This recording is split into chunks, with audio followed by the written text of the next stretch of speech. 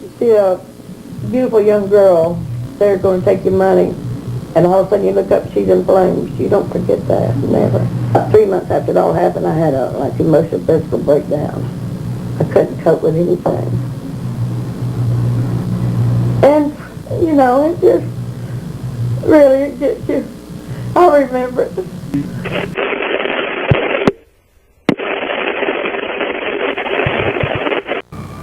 Good evening, I'm Deanna Lawrence. Tomorrow is a bitter anniversary that some Tampa families are forcing themselves to remember tonight. It was a year ago tomorrow that Billy Ferry allegedly carried a bucket of gasoline into a Winn-Dixie, starting a fire that took 5 lives. Declared incompetent, Ferry is in a state mental hospital tonight, but Pulse 13's Ken Kalthoff reports that the survivors still believe that he should be brought to trial. There's nothing that you can say or really do that will erase what has happened. The memory of 20-year-old Leanne Carter is still very much alive at her Brandon home. Her bedroom is as it was, with her collection of dolls on display and her Beatle posters on the wall.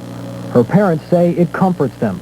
I know I have to be strong and go on, but I'll never forget her. And if I didn't have the memories, there wouldn't be anything left for me. Leanne Carter was one of 5 people killed when John William Ferry walked into this Palm River Road Winn-Dixie store a year ago with a bucket of gasoline. He tossed it at Carter, a checkout clerk, and lit the gas ablaze. 13 others were injured that night. From the beginning, it was clear Billy Ferry was a troubled man. I crucified Hillsborough County with radioactive asbestos. His bizarre behavior quickly got the unkempt drifter declared insane in court. That decision sent Ferry to an institution and left the victims' families appalled. Common sense tells you that, man, this just isn't right. The way it is now, he is up there and he's living every day. He's not.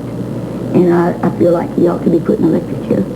Billy Ferry remains in a state mental hospital. His next scheduled evaluation is more than a year away. He has cleaned up, and he's said to be in better mental health than he was here. But he may never stand trial for the tragedy he sparked at this grocery store July 4th weekend a year ago. Ken Kalthoff, Pulse 13, Hillsborough County. The firebombing 1 year ago today killed 5 people and injured 16 others.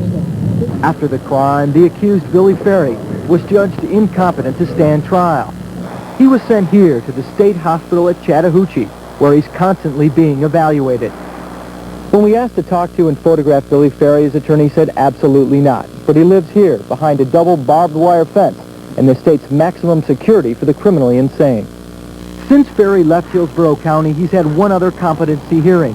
On January 27th, his records indicate John William Ferry is still incompetent to stand trial and that further hospitalization is warranted. Stuart Parsons was in charge of the latest evaluation. He's the director of the hospital's division dealing with the criminally insane. In about 75 to 80% of our cases, the people have their competency restored and they're back to court within 6 months after they arrive here. The remaining group stay, a considerably longer period, but most of them ultimately leave here and ultimately return to the criminal justice system in some fashion. Bringing Billy Ferry to trial may even be more important to the families of the victims. Lee Carter was a cashier at the supermarket. She died instantly in the fire.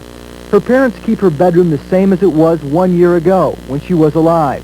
It's a constant reminder of her and the family's desire for justice.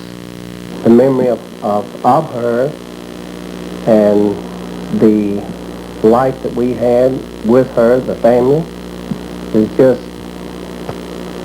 fantastic.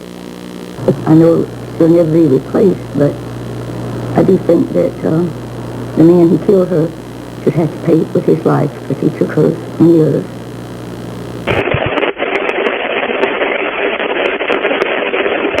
July 2nd, 1983, a day that brought tragedy to many families. It was a destructive scene. Burn victims were transported with delicacy. Employees were comforted by friends and families. Investigators smelled for gasoline. The charred registers were visual reminders of what happened inside. An unidentified eyewitness recalled what he saw that night. Poor cashier, she didn't make it. You see, he burned the bad boy real bad. I think he's still alive. Ellis Jones was bagging groceries. He did survive, but not without scars. His back was badly burned. His legs are scarred too. Right now I'm going through the slow process of being a burn victim and going on in life. Elizabeth Britton, her daughter Melita, and granddaughter Pammy were in the checkout line that night. All three were burned. Mrs. Britton says while the burns have healed, the emotional trauma has not. You see a beautiful young girl, they're going to take your money, and all of a sudden you look up, she's in flames. You don't forget that, never. About 3 months after it all happened, I had a emotional physical breakdown. I couldn't cope with anything. And, you know, it just, really, it gets you. I remember it. The Brittons were one of the families helped out financially by the WXFL telethon and a fund set up by the Red Cross. The burn victims say the tragedy is now a nightmare, one they'd like to forget, but say they never will. Ann Dwyer, Newswatch 8, Claremelle City.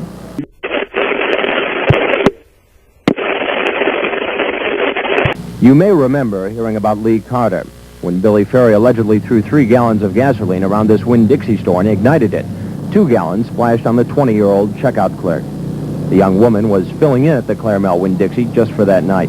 Well, this day, a year ago, I sat here waiting for the coroner to call, saying I could come and claim a body. And I wait until like 2 o'clock in the afternoon, and they finally call and they say, you can come and tell your funeral home to come and pick her body up. And I never saw her again. A year later, Nida Carter still has nightmares of her daughter on fire screaming.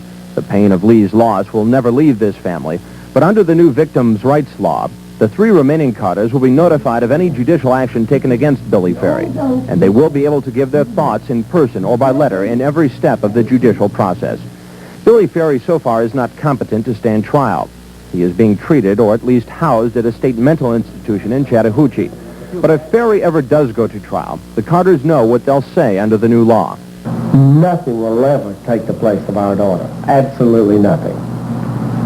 But I feel personally that the person who has committed this terrible, terrible crime, yes, I would emphasize that the death penalty be applied in this case. Yes. I think they should make the right decisions about the trial and everything, and that they should just give the death sentence to him because he took my sister's life, and I just think that his life should be taken the same way.